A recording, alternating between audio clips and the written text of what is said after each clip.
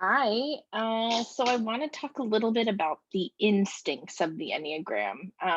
In my opinion, I think it's one of the most important components because it's the differentiator between the what of behavior and the value system that creates the need for the behavior.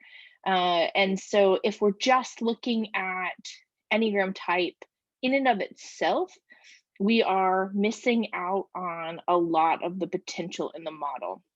So, while we understand the Enneagram as nine sort of distinct worldviews, these three instinctual patterns actually create 27 archetypes. So, when we do typing and we're only looking at fitting in one box, it can, one, feel really limiting to people, and two, misrepresent us pretty quickly, right? So, we're only getting about a third of it very clear. And so I think instincts really are a great place to start. If I can figure out what I relate to in terms of coping and my value system, it makes it a lot easier to transition and then go, okay, well, what's the worldview in which I do that work, right? So the Enneagram type is the what, and the instinct is the value system and sort of the how, right? And so I lay this instinct over, or this worldview over top of all three of these instincts, and I get three very distinct ways of being. When I'm looking at um, like just the type, just type 6, just type 9, it's sort of bucketed into one type. I often find that they take the biggest caricatures, right? So if you go to the zoo and they draw your caricature and they make your ears really big and your nose really big and my glasses really big, it's they're picking the biggest features of the type to represent, but it's also not capturing the other two very clearly, right? It's not getting the nuance. So this is where a ton of mistyping happens. So I'll explain the infrastructure of the instincts, where they come from, what they look like, and what they look like in healthy adults, as a way to start thinking about which one of these feels most true for me as I then lean into Enneagram type. So these three instincts are called self-preservation, social, and relational. Some Enneagram teaching calls the relational one-to-one or sexual. I think all of the language is confusing. Throughout my training, we used relational. It was, maybe getting a tiny bit more clear. And I'll explain the different namings when we go over that instinct. So the self-preservation instinct often aligns to levels of cognition in children under the age of 2. So we think about, what are we concerned with under the age of 2, right? We're concerned with getting the basic elements of our survival met. Is there food in my belly? Is my body warm? Is my diaper dry?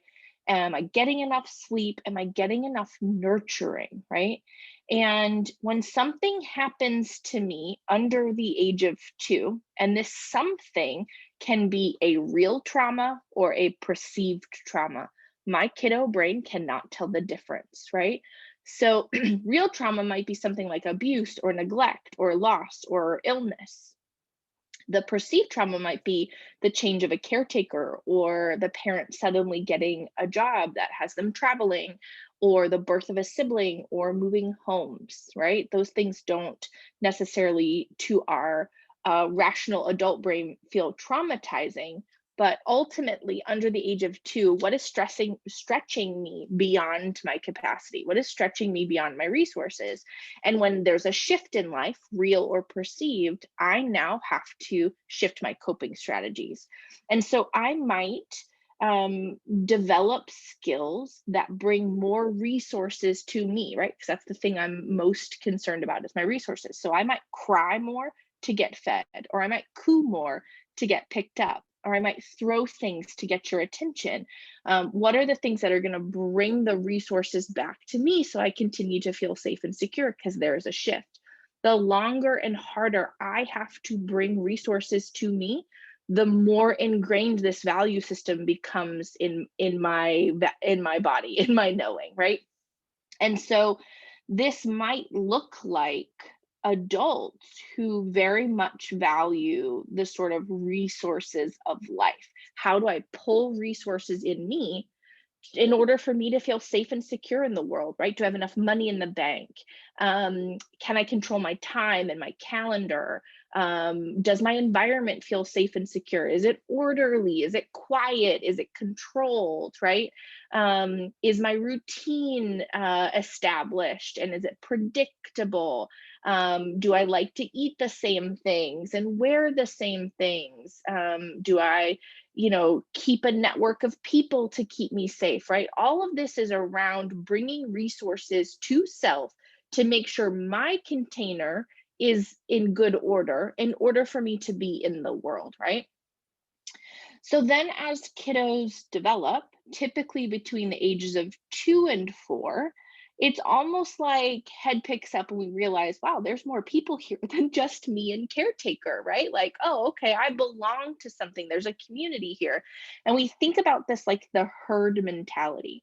So kiddos recognize that their safety and security happens inside of their community, whatever that looks like for them. It could be mom, dad, and sibling. It could be just mom and sibling, it could be grandparents, it could be church community, it could be preschool, and any sort of combination of where is my herd. And kiddos understand that they are safe when they are on the inside of it. So if we think about this like a herd of elephants, right? The herd surrounds all the baby elephants and they're all on the inside. They understand their safety and security is because they're inside of this infrastructure. Not that it's one elephant over the other, it's just the collection that makes me feel safe. So when something happens to a kiddo, when they're in this phase of development, when they're really valuing being inside the herd, when they're really valuing belonging, right? They can feel when something happens, real or perceived again, they can feel kicked out of the herd. They can feel on the outside of belonging. And then kiddos learn to hustle for their belonging. So this is where kiddos learn things like people pleasing or self-forgetting or fawning, look at me, see me kinds of behaviors, right? I also might learn things like lying or manipulation. In extreme cases where you start to see the low side of the behavior, the harder I have to work to belong, the more lengths I'm willing to go to belong, right? So the more ingrained belonging becomes in my value system. So this looks like adults who very much value recognition, reassurance, being seen, belonging, fitting in, um, getting sort of noticed or accolades from lots of people. It's over the whole construct. The whole herd of elephants make me safe, not just one or a small group. And so oftentimes a healthy, socially dominant adult really feels tender around their belonging. And so we can confuse often the people pleasing elements of, let's say, a type 2 or the self forgetting elements of the type 9 as those are those constructs of worldview, when in reality there's 9 distinct ways in which we hustle for our belonging, and each Enneagram type will show us what that might look like, right? So this is the social construct can really twist our knowing of, is it my value system or is it the Enneagram type? So social dominant adults really sort of value belonging as a security response. Then, as kiddos grow, again, we develop typically between the ages of 4 and 7. The construct of personality is usually really solid in kiddos between the ages of 7 and 11. We've got lots of factors to play into it. Development, gender, socioeconomic status, access, all of these things impact how I develop, right? So we can't really say all kiddos happen at this point. But typically between the ages of 7 and 11, kiddos are pretty established in their behavioral patterns, their archetypal system, their personality, right? And personality comes out of these coping strategies. So the last sort of formal part of cognition is the ages between 4 and 7. And this is where kiddos start to be able to look at the herd and recognize there are elephants in this herd that make me feel more safe and less safe. So, this is where they learn the ability to sort of whittle down life, right? Whittle down the herd and use some of their intensity, their problem solving abilities, their focus, their energy, their heat to give more of their attention to a more narrow field, right? So oftentimes the sexual instinct is often described to denote the heat and the desire for connection, right? Deep connection. The one to one, I don't particularly use because I think it narrows that this happens between one person and one person, and that's not true. A relationally dominant instinct is somebody who can give their focus and attention and their preference to what's in front of them. That might be, mowing the lawn and doing a really great job in my yard. That might be my child. That might be my work or a spreadsheet, right? It doesn't have to be a human in order for the relational instinct to sort of give my focus and my heat, right? So we can think about kiddos exercising this when they learn preference, right? So typically in this age range, kiddos start to learn preference. I have a neurodivergent 6-year-old, and when she's dysregulated, she very much prefers me because I get her regulated faster than anyone in her life right now, right? So I am the elephant that is the safest when she's dysregulated, but when she's regulated, she very much wants dad because he's more fun than me, right? So she very much understands that this elephant gets her what she needs more quickly. So it's this beautiful ability to whittle down life, be in not necessarily presence, but to focus on what's in front of me with a lot of intensity, right? So you'll hear me refer to it as a relationally dominant instinct because I understand how to give that sort of heat and that connection. I think sexual also tells it. If we can sort of get over that, we're not talking about sex, we're talking about the instinct of that sort of intensity and the ability to be in connection with a thing, a process, a person, right? So relationally dominant adults, my husband is relationally dominant. He is really, really good at focusing his attention at whatever's in front of him, oftentimes at the loss of what is wife or kids doing over here, right? I'm really in this moment giving it my heat. It works for him at work when they need that much intensity from him, but at home when he's sort of trying to hold the whole construct like a social instinct would, that's harder for him to do, right? So these three instincts, the self-preservation, bringing resources to self, the social, belonging to the greater construct, and the relational, being able to give my heat and my intensity, my focus to something smaller. We have all of these instincts in us. We just get good at one in childhood. There's one that is probably the most meaningful to us. We may not ever be able to name why or what, right? We don't always remember these parts of our childhood, but there may be one that you can sort of harken back to and look at, you at 10 years old or 15 years old or 20 years old, where it sort of tells this truth of, oh yeah, that really matters. That really is a big part of my belonging. For me, it's the social instinct, right? Belonging, sort of at all costs, including loss of self, is how I learned to be safe in the world. And so this is what we would call our primary instinct. It sort of stacks like a birthday cake, right? It's my primary instinct. It is the thing that has to get met in order for me to feel safe in the world. And once this is met, I can often move into a secondary instinct. And that secondary instinct can be sort of my area of growth, right? So when I feel like I belong to my husband and my kiddos or myself, right? Then I can move into this more relational instinct where I can give my heat and my attention and my passion to something. And it's a lot easier for me to like let the rest of the world whittle away. So my primary, my secondary stack like this.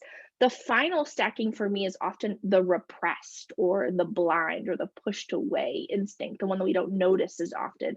For me, that is self preservation. That is more my work where I have to remember to take care of my container. I have to remember, oh, did I eat today? Am I getting enough rest? Is my capacity drained? Right? Those are some of my stories of how I ignore self preservation. So I stack social relational self preservation. Our work is to take this stacking and bring it this way, where I learn enough about myself through a noticing practice and through consciousness work and behavior change that I'm able to shift into these instincts in the environment that serves me the best. That's the intention of these coping strategies and why we develop them in childhood the way that we do. However, our brain is hardwired for survival, especially as children. We don't have that sort of logical brain yet. And so we are very much searching for things to be against our survival. And so one of these strategies becomes our way in which we feel safe in the world. And it is our adult brain, our sort of rational brain, that we are able to say, oh, okay, wait a second, I am safe and I am okay, and I can work to sort of resource each of these instincts and use them intentionally. So I take these three instincts: self preservation, resourcing self, social, belonging, relational, being able to narrow down the world. And I put an Enneagram type over top of each of these. And now I have three ways that I'm a six, three ways that I'm a one. Oftentimes they look really, really different. So if we find that in my case, I tested as a two, but when I really dug into my work, I'm actually a social seven. Because the way I people please, the way I give, the way I'm in social sacrifice was out of a gluttonous impulse that felt selfish, so I gave it away. I actually don't want anything in return. The reciprocity makes me feel really uncomfortable, and so it can often be confusing to look at it just from the behavior of what is perceived as my generosity, when we don't also look at the instinctual patterns and hold both of that together. So I hope this is helpful as you sort of push into what instinctual pattern makes the most sense for me. And then let's go back to Enneagram type and start looking at the behaviors of those type, the typical patterns, and also the strategy, the why behind the behavior, and see if I can start to tie that together. It can be a lot to sift through, and I understand that this process can be overwhelming. It can take folks years to sort of really unpack what's true for them. And so if this is something that you're sort of grappling with and you want to sort of hit fast forward, we can schedule a typing interview and I can take you through a series of questions. There's about 135 questions built by my master Enneagram teacher. She's been working with the Enneagram since 1970. I've done over 1,000 of these typing interviews, and they have been spot on, all except for two. So I'm a big proponent of this process. And we can move through it in about an hour and understand dominant type, dominant instinct, how you're using your wings, where you're using stress, and helpful resources, and sort of create this beautiful map of your Enneagram type. So if that's something you're interested in, reach out. Otherwise, I hope this gives you another layer of clarity around your instinctual patterns and how that lays into your Enneagram type. And I would just keep referencing resources that talk about all the instincts. If you're on an Instagram page or listening to a podcast or reading a book that doesn't, at least in some way, shape, or form, talk about the instincts, take the high bits of the information and keep moving so that you can find the depth that sort of creates the nuance that explains your story. So hope this is helpful. Reach out if you have any questions.